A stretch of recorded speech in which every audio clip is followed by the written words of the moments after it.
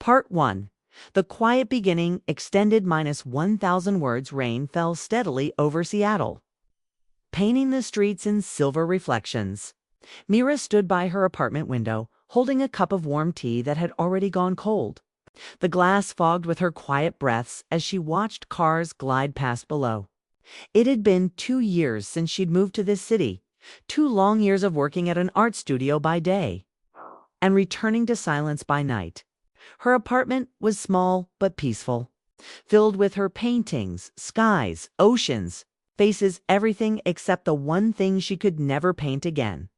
Love Mira wasn't unhappy, but she wasn't truly happy either.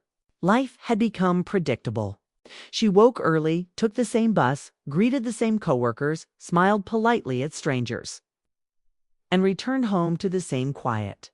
She had stopped expecting surprises. The world outside felt too busy for her, and she had learned to stay within her small circle of calm. That night, as the rain tapped against her window, she opened her phone and scrolled aimlessly through messages, art posts, and news she didn't care about. Then her phone vibrated, a message from an unknown number. She frowned and opened it. "You still paint sunsets the same way, Mira?" The words froze her. No one in Seattle knew how she painted sunsets. Only one person had ever said those exact words, Ethan Walker. Her fingers trembled slightly as she read it again, her heart pounding with something between shock and disbelief. Ethan, the name she hadn't spoken in years. They had met in college, two young dreamers who've shared the same art class. He was always laughing, always curious, while she was quiet, focused, careful. But somehow, his energy had drawn her in. They spent long nights painting in the old campus studio, arguing about colors, talking about the future, imagining the lives they'd live someday. Back then, it had felt like they could create the world together. But dreams change. Ethan had wanted to travel to capture life through photography. Mira wanted stability, a quiet place where she could build something lasting. The goodbye had been soft, but final. He left with his camera, and she stayed with her brushes. And though years had passed, she still remembered the way he looked at her the night before he left, like he wanted to say something but didn't know how. Now, after all that time, a simple message had brought every memory back to life. She stared at the screen, unsure what to do. Her mind told her not to reply, but her heart whispered otherwise. What harm could one message do? She typed and erased her reply 3 times before settling on a simple line. "You still remember that?" The message was sent. And then silence. She waited, staring at the clock, the raindrops, the city lights. A minute passed, then another. Nothing. She sighed and placed the phone down, scolding herself for expecting anything. Maybe it wasn't even him. Maybe someone else had the same number. She told herself to forget it, to go to bed and let it go. But her heart wouldn't listen. She sat on the couch, hugging a cushion, her thoughts drifting back to the past. She remembered the day Ethan took her to the hill near campus to watch the sunset. He had said, "You always blend the orange too softly. The sky needs courage." She had laughed and told him that not everything needed to be bold. "Sometimes softness tells the truth," she said. He had smiled and replied, "That's why you see the world differently." Mira, that was the moment she had fallen for him. The memory made her smile, a small, painful smile that came and went like the flicker of a candle dot. Suddenly, her phone buzzed again. Another message. "I never forgot how you see the world." Her breath caught. It was him. There was no doubt now. The way he wrote, the quiet confidence in his words, it was exactly like him. She leaned back, closing her eyes for a second, trying to calm the rush of emotions. She wanted to ask him 100 questions: where he was, what he was doing, why he'd suddenly reached out after all these years. But she didn't. Instead, she typed, "It's been a long time, Ethan." He replied almost instantly, "Too long. I saw one of your paintings in a gallery downtown last week. I knew it was yours before I even checked the name." Her heart warmed. So he'd been here in Seattle, and he had found her art. She didn't know what to say, so she just wrote, "You're still good at finding things." He sent back a smiling emoji, Simple, but it made her laugh softly. The tension that had filled her all evening melted a little. "Can we talk?" he asked. Mira hesitated. She looked around her small apartment, her unfinished canvas, her cup of cold tea, the empty chair across from her. For a moment she imagined him sitting there, his camera on the table, his voice filling the quiet space. The thought was too much. "Maybe another time," she replied. He didn't push. He simply sent one last message. "Okay, but I'm glad you replied. I've missed our sunsets." She read the words over and over until her screen dimmed. There was no hidden meaning, no promise, just gentle honesty. But it was enough to stir something deep inside her heart. Mira walked to the window again. The rain had slowed to a drizzle. The city glowed in shades of gold and blue, reflections rippling across wet streets. Somewhere out there, Ethan was walking under the same sky, maybe looking up at the same clouds. She felt a quiet connection she hadn't felt in years, the kind that doesn't need words to exist, she whispered to herself. Almost like a confession. "Why now, Ethan?" The question hung in the air with no answer. But her heart already knew. Sometimes people return not because they must, but because time finally allows them to dot. As the night deepened, Mira placed her phone beside her bed and turned off the lights. She couldn't sleep, but for the first time in a long while, she didn't mind. The loneliness that had once felt heavy now carried a spark of hope. Small, fragile, but real. Outside, the rain stopped completely. The moon peeked through the clouds, soft and silver. Mira lay still, staring at the faint light slipping through her window. The city hummed quietly in the distance, and somewhere within that sound, she imagined Ethan's voice, calm, familiar, and close enough to touch. Her eyes finally closed, but her heart stayed awake, holding on to a single thought. Maybe the past wasn't finished with her yet. The story of her heart, the one she thought had ended long ago, had just opened its first page again. Part 2. The unexpected reunion extended 1,000 words the morning after Ethan's message.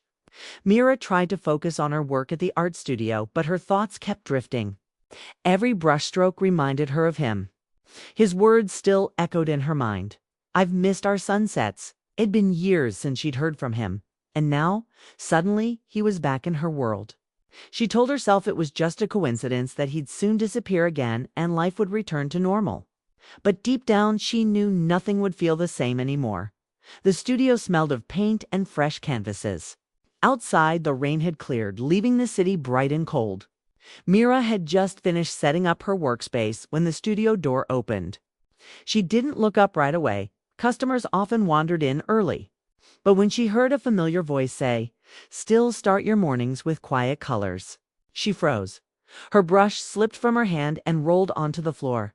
Slowly, she turned. It was Ethan. He stood there, taller than she remembered, wearing a simple gray jacket, his camera hanging from his neck. His hair was a bit longer, his face older, but his eyes, those same calm, steady eyes, hadn't changed. They carried the same warmth she had once known, and in that moment, all the years between them seemed to fade. "Ethan," she whispered, barely believing he was real. He smiled softly. "Hey, Mira. I hope I didn't scare you." She blinked, still trying to process it.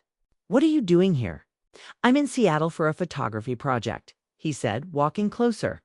"I stopped by the gallery yesterday, saw your name, and thought, maybe it's time to say hello in person." Mira felt her heartbeat quicken.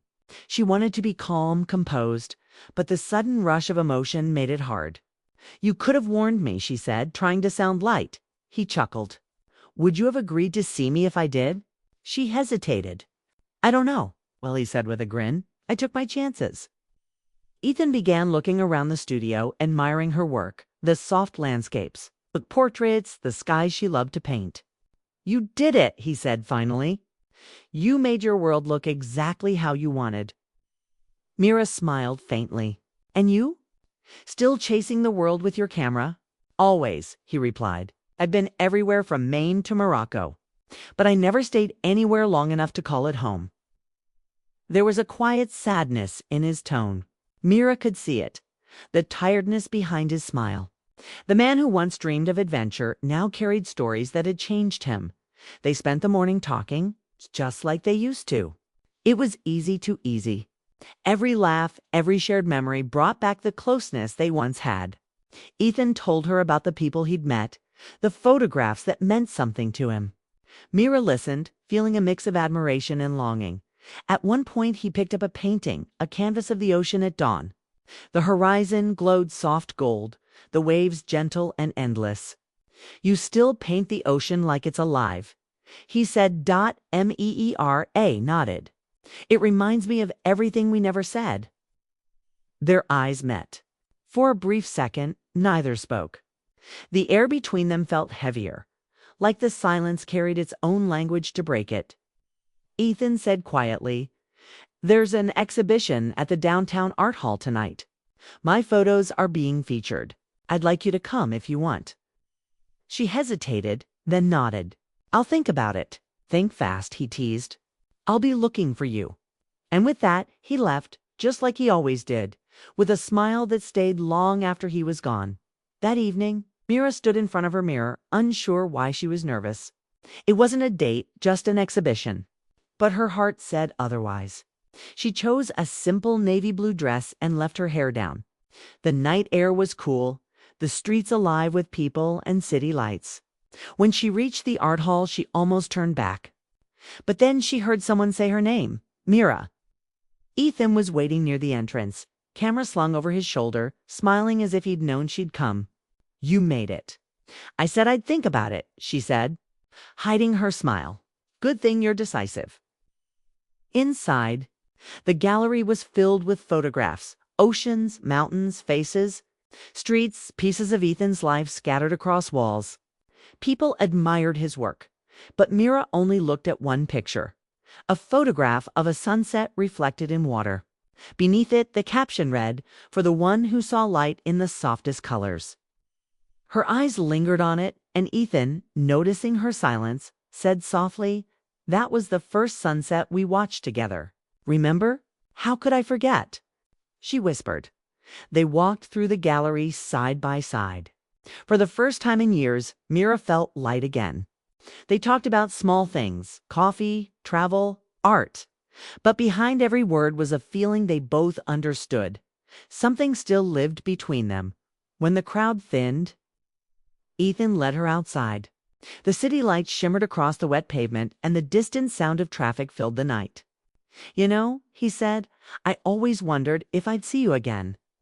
Every time I took a picture of a sunset, I thought of you." "Why now?" she asked softly. He shrugged. "Maybe the world decided I'd seen enough of it without you in it." Mira smiled sadly. "People change, Ethan. We're not the same."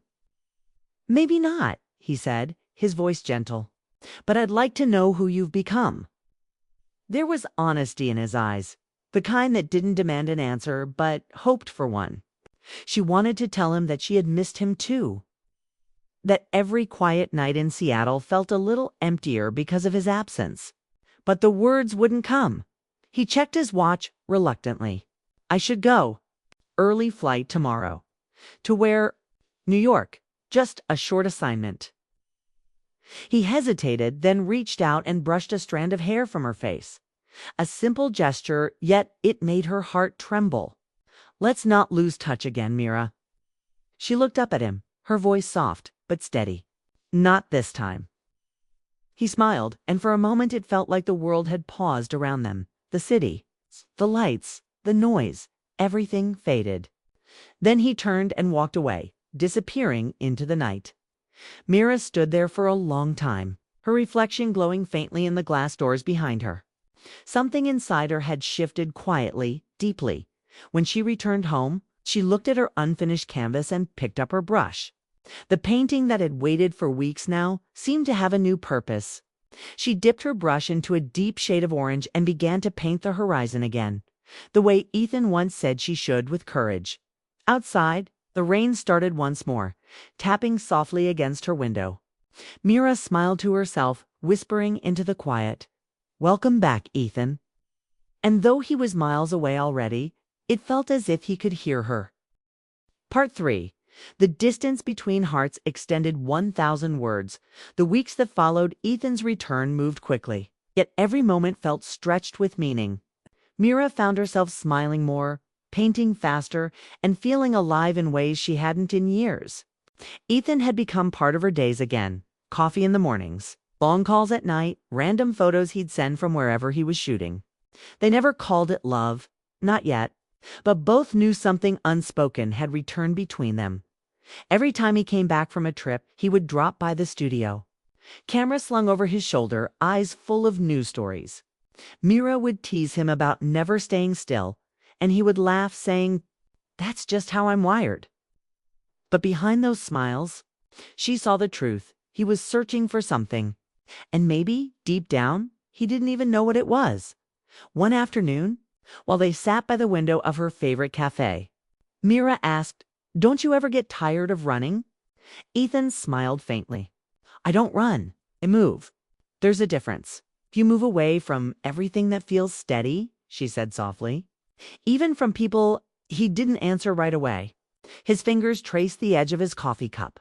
"Maybe I'm afraid of what happens when I stop moving." His honesty made her heart ache. Mira wanted to tell him that not everything worth keeping fades when you stand still, that sometimes peace is found in staying, not leaving.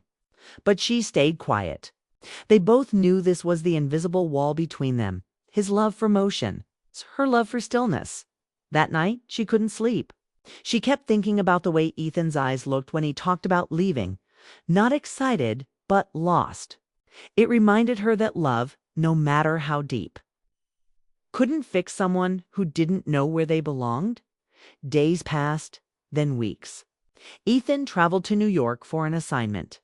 They texted every day at first, little things like, "Good morning, sunshine," or "Look at this sunset, reminds me of your paintings." But slowly his messages became shorter, less frequent. He'd say he was busy, caught in meetings, shooting late. Mira understood this was his life. But understanding didn't make it hurt any less. One evening, Jay sat alone in her studio, painting the sky in deep blue and gray. Her phone lay silent beside her. She told herself not to check, but she did anyway. No message. No call. The silence felt familiar, like an echo of the past returning. When Ethan finally called 2 days later, she picked up before the first ring ended. "Hey, stranger," he said, his voice warm but distant. "Hey yourself," she replied, trying to sound light. "Busy week. The craziest. You wouldn't believe the chaos here. But I'll be back in a few days. Promise." She smiled faintly. "You always say that, and I always keep my promises." But deep down, Mira knew that sometimes promises weren't enough. When he finally returned to Seattle, she met him at the pier, their favorite spot to talk. The air was cool, the water calm, the city glowing behind them. Ethan looked tired but happy to see her. He handed her a small seashell. "From Maine," he said. "The light there reminded me of you." Mira took it gently, smiling. "You carry pieces of the world everywhere you go." "And you stay in one place, holding it together," he replied. They both laughed, but it wasn't a carefree laugh. It was soft, thoughtful, the kind that hides unspoken truths. As they walked along the pier, Mira said, "Ethan, have you ever thought about staying somewhere?" "Really staying?" He looked at her, puzzled. "You mean here?" "Maybe. Or anywhere that feels like home." He sighed. "Home isn't a place for me. It's moments, people, light." She nodded slowly. "And when the light changes, you move on." He didn't answer. Instead, he leaned on the railing, watching the water shimmer. "You think I'm running again, don't you?" "I think you don't know what you're looking for," she said gently. "And I don't know if I can keep waiting for you to find it." Ethan turned toward her, his expression full of regret. "I never meant to make you wait, Mira. I just don't want to lose what we have." Her heart tightened. "But what do we have, Ethan? You're here one day, gone the next. I don't know where I fit in your world anymore." He took her hand, holding it tightly. "You're the part that makes me want to come back." Tears welled in her eyes. "And yet you always leave." The wind picked up, brushing against their faces. The silence between them said everything. There was love, real and deep. But love wasn't enough to bridge the distance between their hearts. After a long pause, Ethan said quietly, "You were never just a chapter. Mira, you were the story I never finished." She smiled through her tears. "Then maybe it's time to start a new one." He looked down, his jaw tight. "You mean without me?" She nodded slowly. "Maybe for now." He didn't argue. He only looked at her with eyes that seemed to hold 100 unspoken words. Then, gently, he pulled her into an embrace. It wasn't a goodbye, not yet, but it carried the weight of one dot when they pulled apart. Ethan whispered, "I'll see you when the light's right." She smiled sadly. "You always say that. It's the only promise I know how to keep." He walked away then, his figure fading into the golden light of the setting sun. Mira stood by the pier until the sky turned dark, the water reflecting streaks of pink and gold. The world around her moved, but she stood still, letting the moment sink deep into her heart. That night, back in her apartment, she placed the seashell on her desk beside a framed photo of one of her first paintings, a sunset she had painted years ago, back when Ethan was part of her every thought. She touched the shell gently and whispered, "Find your light, Ethan." In the days that followed, Mira returned to her routine. She worked at the studio, painted in silence, met friends she had neglected. Slowly, she began to find peace again, not the kind that comes from forgetting, but the kind that grows from acceptance. Every now and then, she'd get a message from Ethan, a picture of a sunrise, a quiet good morning, a memory they once shared. She would smile and reply simply, "Beautiful." Nothing more, nothing less. Love, she realized, didn't always need to be held tightly to be real. Sometimes love lived in the space between people, in the quiet understanding that, no matter the distance, a part of their hearts would always remain connected. On one such morning, Mira opened her window and looked at the sky. The light was soft and golden, just the way Ethan used to like it. For a moment, she felt him close, not as someone she lost, but as someone who had helped her find herself again. The world outside kept moving, but Mira stood there, breathing in the calm air, her heart no longer heavy. She knew the story wasn't over. It had simply changed shape. And though Ethan was far away, somewhere chasing another horizon, she whispered into the wind, "Wherever you are, I hope the light's right." Part 4. The Light That Stayed extended -1,000 words. Months passed since Ethan had left again. And though the ache still lingered, Mira learned to live with it. Her life slowly settled into rhythm. Quiet mornings with tea, long days painting at the studio, calm evenings surrounded by the smell of turpentine and soft music. But something inside her had changed. She no longer waited for messages or checked her phone at night. The silence that once hurt had turned peaceful, almost comforting. Her art began to shift too. The colors grew warmer, the skies brighter. She painted not what she missed, but what she had learned how to let go, how to love without holding too tightly. Her new collection, Echoes of Light, was nearly complete. Each canvas carried a story, moments of love, longing, and quiet hope. When her gallery announced the opening night of her exhibition, Mira almost backed out. Crowds weren't her thing, and showing so much of herself through her art made her nervous. But her mentor insisted, "People need to see what light looks like when it survives heartbreak," he said. On the evening of the event, Seattle was bathed in gold and silver light. The city buzzed with life as guests began filling the gallery. Mira stood near the back, dressed simply in white, smiling politely as people praised her work. Every compliment felt distant, almost unreal. She wasn't thinking about success. She was thinking about meaning.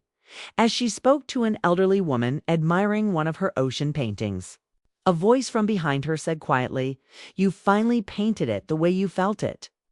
Her breath caught. She knew that voice instantly. Slowly, she turned, and there he was. Ethan. He looked the same, but different, more grounded, calmer, like the world had finally stopped spinning around him.